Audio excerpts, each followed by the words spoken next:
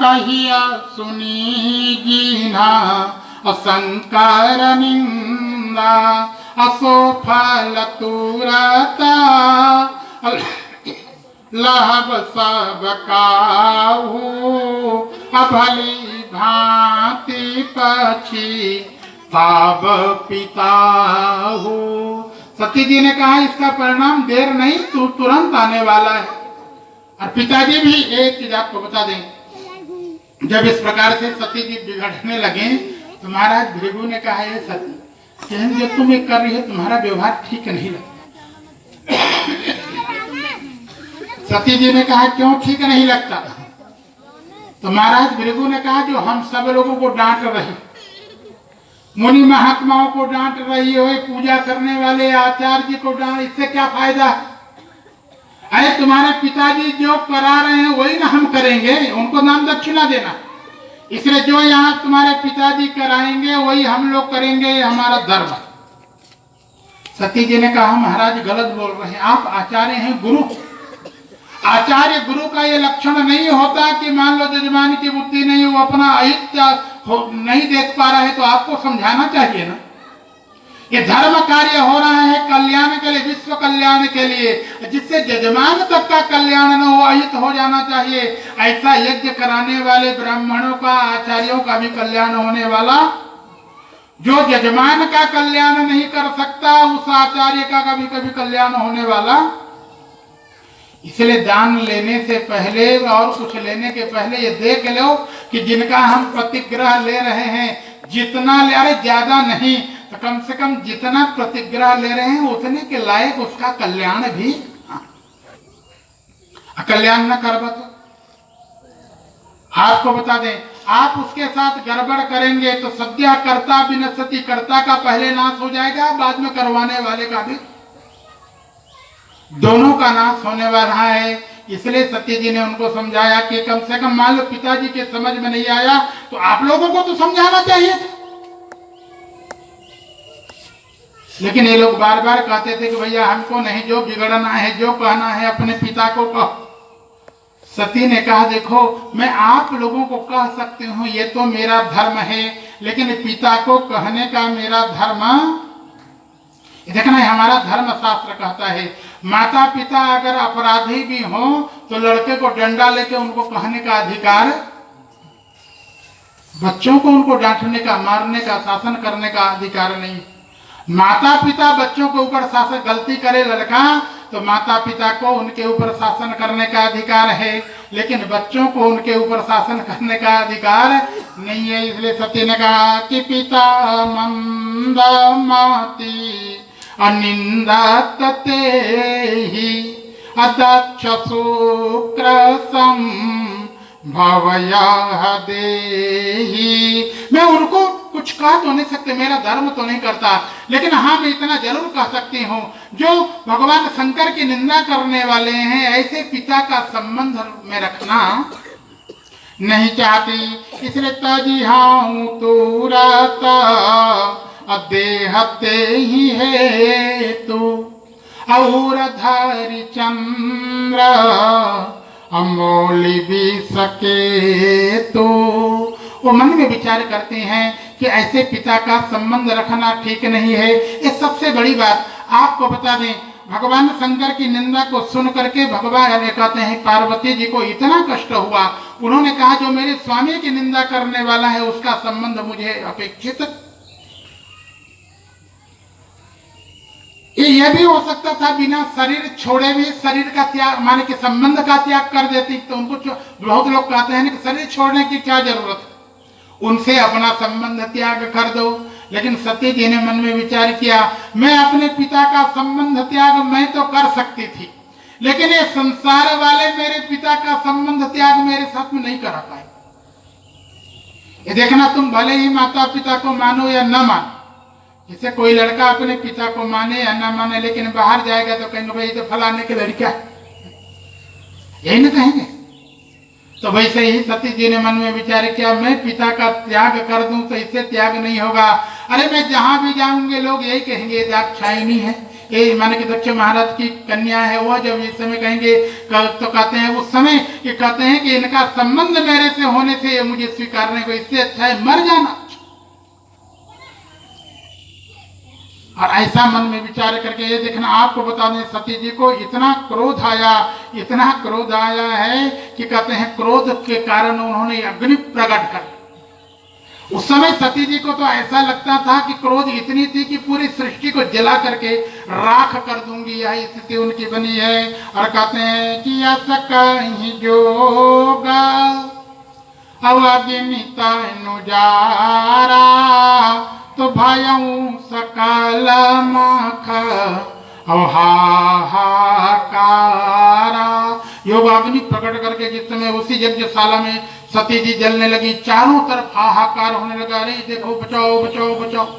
बड़ा अनर्थ हो गया ना, यज्ञ विध्वंस हो रहा है। और आपको बता दें इधर जैसे ही भगवान शंकर के जो गण लोग थे उनको ये पता चला कि माता जी जल के मर गई, माता जी मर गई जल करके, तो कहते हैं सती मरण सुनि संभुगन लगे करन मख खीस अजाज्ञ विध्वंसी बिलो की भृगु रक्षा की मुनि। नंदी भृंगी श्रृंगी जा करके दुनिया भर का तासना जब करने लगे, आपको बता दें सब आलसा कलसा फोड़ करके जो जजमान बन के उन्हीं को उठा के कुंड में डाल दे रहे।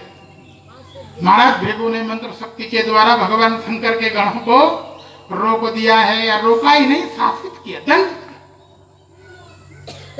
और जैसे ही इधर दंड दे रहे हैं, आपको बता दें तुरंत देवर्षि नारद जी पहुंच गए भोले बाबा के पास में। जाकर के भोले बाबा से कहते हैं भोले बाबा दुहाई हो दुहाई हो दुहाई हो।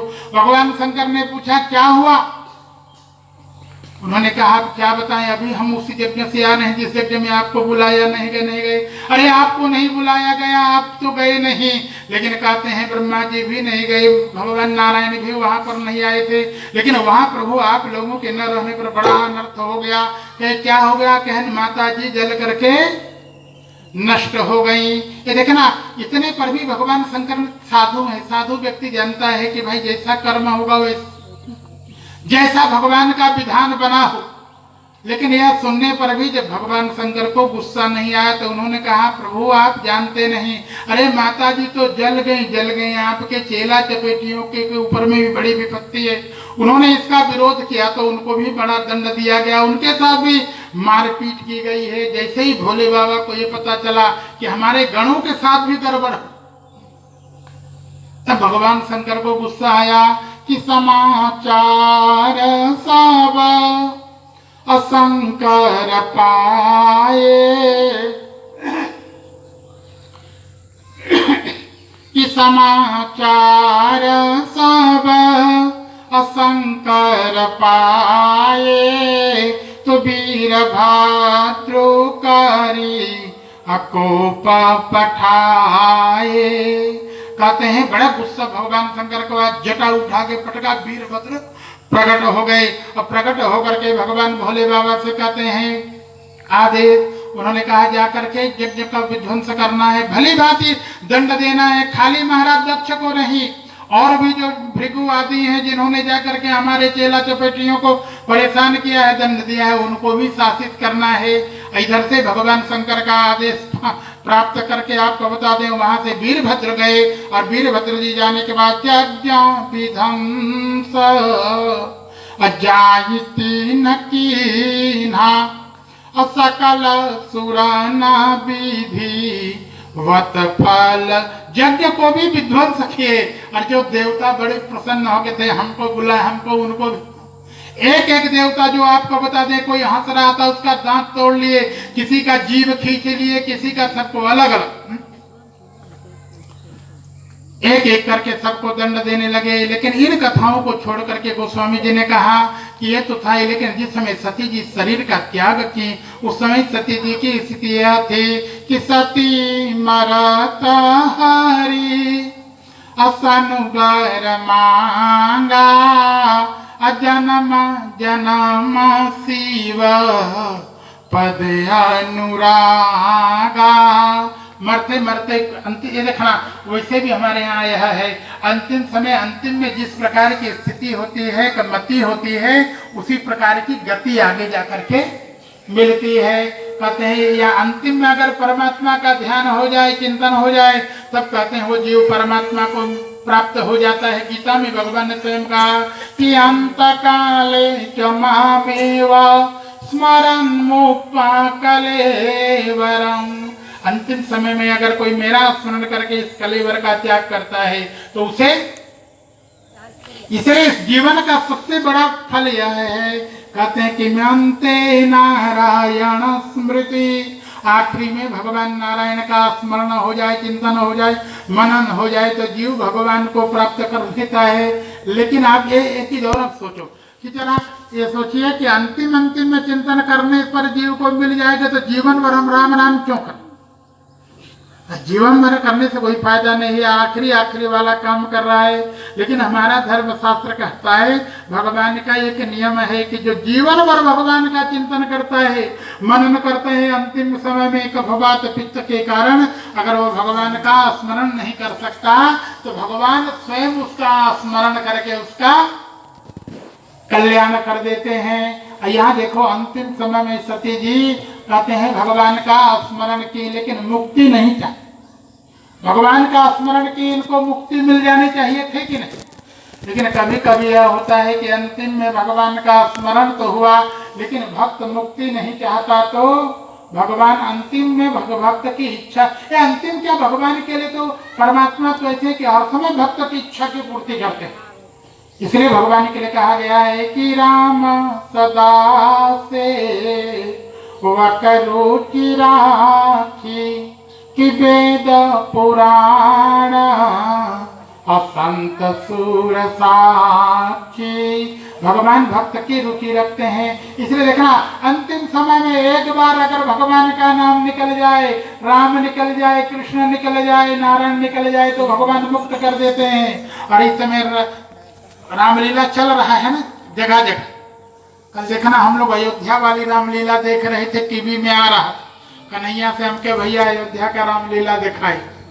ये लेकिन एक चीज आपको बता दें, अब क्या है कितना टीवी के सीरियल बड़े बड़े एक्टर आकर के करें, लेकिन जो रामानंद सागर ने जो दिखा दिया उसे लगता था कि वास्तव एक चीज कोई भी एक्टर बनने के पहले वो साधना होगी तो निखर करके आता है।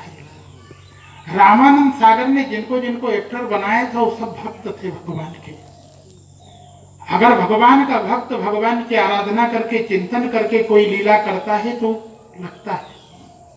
और अबे जे हो थे कल हम देखत रहे, मैं दिखा भी रहा था कोनो मुसलमान रावण बना है। रावणों बनत नहीं बनता, रावण मुसलमान से नहीं बनता।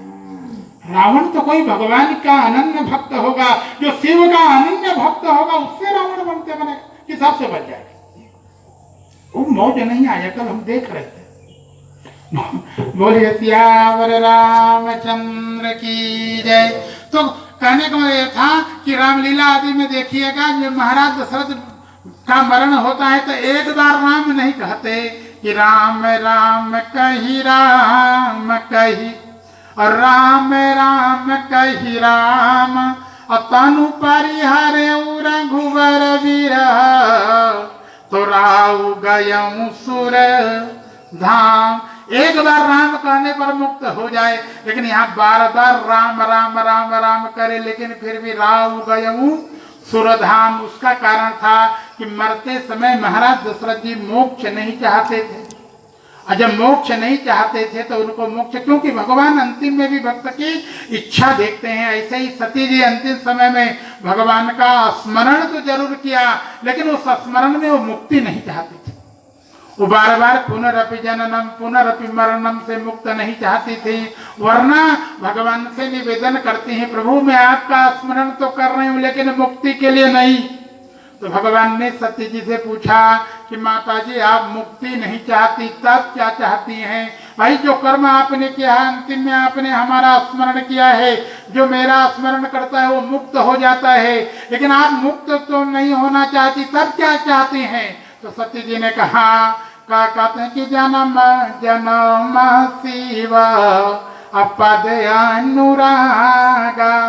उन्होंने कहा प्रभु हमको मुक्ति नहीं चाहिए, हम तो जन्म एक जन्म नहीं बार बार जन्म लेकर के भोले बाबा की सेवा करना चाहते हैं। पातिव्रत धर्म के अनुसार से हम मुक्त नहीं चाहते, अपने स्वामी की सेवा में ही अपना जीवन लगा देना चाहते हैं। और उसी का परिणाम हुआ कि तही कारण ही माँ अगिर गृह जाई अजनमी पार अवती तनु पाई।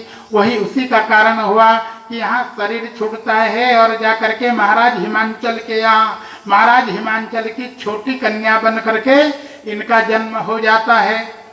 बोलिए जगत जननी महारानी की जय। महाराज हिमांचल की बड़ी कन्या थी जिनका नाम आप लोग जानते हैं कि नहीं? बड़ी कन्या है गंगा, ज्येष्ठा है गंगा, अजो कनिष्ठिका बन करके ये आ रही हैं। सती जी का जन्म हुआ, ये उमा बन करके आई हैं और आगे चल करके दोनों का विवाह भगवान शंकर से। जो ज्येष्ठा गंगा हैं आपको बता दें भगवान शंकर की इतनी प्रेयसी बनी कि जैसे भगवान साली के नाम हर समय तुलसी को सिर पर रखते हैं, वैसे ही भगवान शंकर भी गंगा जी को हर समय 24 घंटा सिर पर रखते थे। इधर कनिष्ठिका बन करके जिस समय पार्वती जी का जन्म हुआ है आपको बता दें ये साक्षात जगदम्बा का अवतार हुआ है, इसलिए बड़े बड़े ऋषि महात्मा तुरंत वहां माता जी का दर्शन करने के लिए पहुंच रहे हैं। उसी क्रम में देवर्षि नारद जी को जब पता चला तो नारद जी को भी लगा जिस जगदम्बा को जाकर के माँ के रूप में स्वीकार करते थे आज वह कन्या बन करके आई है, चलो उनका बालपन देख लिया जाए, उनका बाल रूप देखा जाए। ऐसा मन में विचार करके पहुंच गई हिमवान के यहाँ। जिस समय देवर्षि नारद जी हिमवान के यहाँ गए, संत महात्मा बड़ा आदर सत्कार, चरण पखारे, सुंदर आपको बताएं चरण माने के चरण आदि धोए, सुंदर नाश्ता पानी कराए। नाश्ता पानी कराने के बाद में सुंदर आसन में विराजमान कर दिए हैं और विराजमान में करने के बाद में आपको बता दें उन्होंने देवर्षि नारद जी को प्रणाम करके महाराज हिमांचल ने कहा महाराज त्रिकालज्ञ सर्वज्ञ तुम्हा अगति सर्वत्र तुम्हारी कहूँ सुता के तो सगुणा मुनिवर हृदय विचारी। बड़ा मान सम्मान के महाराज बड़ा कृपा की आप यहाँ आए। और उसके बाद आपको बता दें उन्होंने कहा हमारा देखना आपकी कृपा से एक सुंदर कन्या फिर से प्राप्त हुई। ज्येष्ठा तो गंगा जी थी, उनके बारे में आपने बताया था, थोड़ा इनके बारे में भी आप हमको बता दें। तो कहा मुनि बिहासी अगूढ़मृदुबानी। देवर्षि नारद जी से जब पूछा गया कहूँ सुता के 200 गुणा, तो नारद जी ने मन में विचारा कि इनके बारे में क्या कहूँ। अरे कोई सामान्य कन्या तो कहा दो, ये तो वो माता जी आई है कि आजा अनादि अशक्ति अविसनाशिनी असदा संभुवर अभंग निवासिनी अभव भव विभव अपरा भवकारिणी अनिजई चाली लाभ उधारिणी। ये तो अपनी इच्छा से इस प्रकार से बाल रूप में आई, इनके बारे में कह दें, लेकिन उन्होंने कहा कम से कम पूछ रहे तो कहना तो पड़ेगा। इसलिए भगवान माने कि देवर्षि नारद जी ने कहा कि सुता तुम्हारी असकल गुण खानी, सब हर प्रकार के गुणवान है। उन्होंने कहा है कि सुंदरता में इसके जैसा कोई हो नहीं सकता। पहले कहते हैं क्या क्या गुण है, तो पहले कहते हैं सुंदरता पर कि सुंदर सा, देखना सुंदर खाली रूप का नहीं होता, जो रूप का बहुत सुंदर हो। तो भागवत में जो महाराज धुंधकारी की आत्मदेव की धुंधली थी वो बहुत सुंदर है। सुंदरी सुकुलोद्भवा, बहुत गोरी गोरी थी, तो खाली रूप का सुंदर नहीं है। लेकिन उन्होंने कहा जगदम्बा जो पार्वती जी उमा जी हैं, लेकिन हमारे उमा जी आगे रानी बिठी इन्हों का नाम उमा। ये जैसे ये उमा सुंदर बा वैसे ये सुंदर बा के खड़ा कर दे। अगर आपको बता दें बड़े बड़े जितना भी कहे वो कहते हैं वो आजकल जो मिस इंडिया होते हैं सब फाइल हो जाते हैं। ये हम लोगों के यहाँ कन्याएं बिटियां इतनी सुंदर होती, ठीक है ब्याह के समय इनका जा करके इतना दुर्भाग्य तब है महाराज, इतनी सुंदर होते लेकिन ब्याह के दिन इनके बाप के खर्चा करा के ब्यूटी पार्लर वाले का बुलाए थे, तू ऐसा रूप बनाई देख तू एक को देखे लायक रह नहीं जा। तो कहते हैं कितनी सुंदर है कि सुंदर सहजा असुशील सयानी नाम उमायम बिका भवानी। सुंदर थी, और कितनी सुंदर जानते हैं पार्वती जी, गोस्वामी जी ने लिखा कि सुंदरता मर अजाद भवानी अजाही न कोटि हूँ बदन बखानी। करोड़ों मुखों के द्वारा भी अगर पार्वती जी की सुंदरता का वर्णन कोई करना चाहे तो नहीं कर सकते। ये देखना रूप भी सुंदर है, कहा गया है कि रूप सुंदर हो और चलन भी सुंदर हो, देह का आवरण भी सुंदर हो, लेकिन सुंदर है उसी की सुंदरता कि जिसका अंतःकरण भी सुंदर हो। तो कहते हैं ऐसे ही पार्वती जी का अंतःकरण भी देखना सहज, जैसे रूप की सुंदर है वैसे चाल चलन भी सुंदर सहज। ये देखना बहुत लोग तो दिखावा में सहज सीधी बनना चाहते हैं, लेकिन सहज है आपको बता दें, और बड़ी सुशील है और हर प्रकार से जानने में सयानी में। यहां तक उन्होंने कहा कि सब लक्षण, एक लक्षण नहीं, नारद जी ने कहा एक दो लक्षण अगर बढ़िया आ जाए तो लोग कहते हैं भाई बड़ी सुलक्षणी है, लेकिन ये तो साक्षात जगदम्बा है कि सब लक्षण सम अपन्न कुमारी अहोई संतत अपियहि पियारी।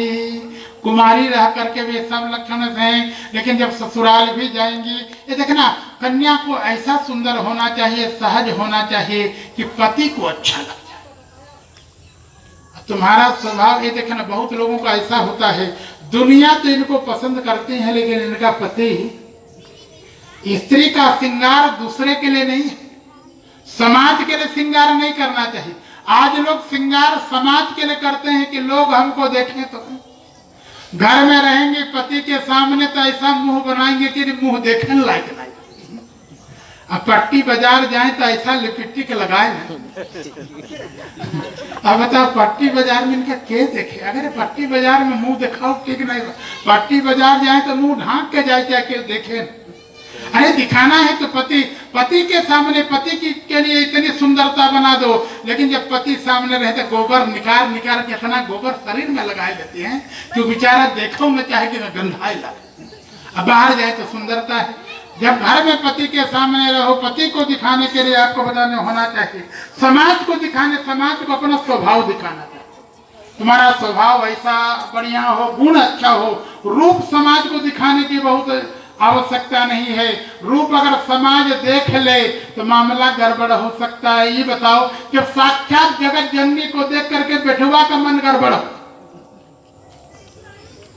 विश्व मोहिनी को देख करके नारद का मन गड़बड़ हो गया, रूप न देखे होते तो। नारद जी रूप देखे तो देखते ही मन में लगा कि नहीं ये मिल जाती तो अच्छा। ऐसा लोग न बने, आपको बताएं, इसलिए उन्होंने कहा कि कहते हैं कि सब लक्षण संपन्न कुमारी अहोई संतत अपियहि पियारी। कहते हैं भगवान भोले बाबा को बहुत अच्छी लगती, ऐसा स्वभाव इनका था। इतना ही नहीं, कहते हैं कि सदा अचल यही करे ही बाता, शाश्वत होगा इसका जो पति होगा। इसीलिए इनको संसार में पिता माता का सम्मान, माता पिता का इनको सम्मान मिल जाएगा।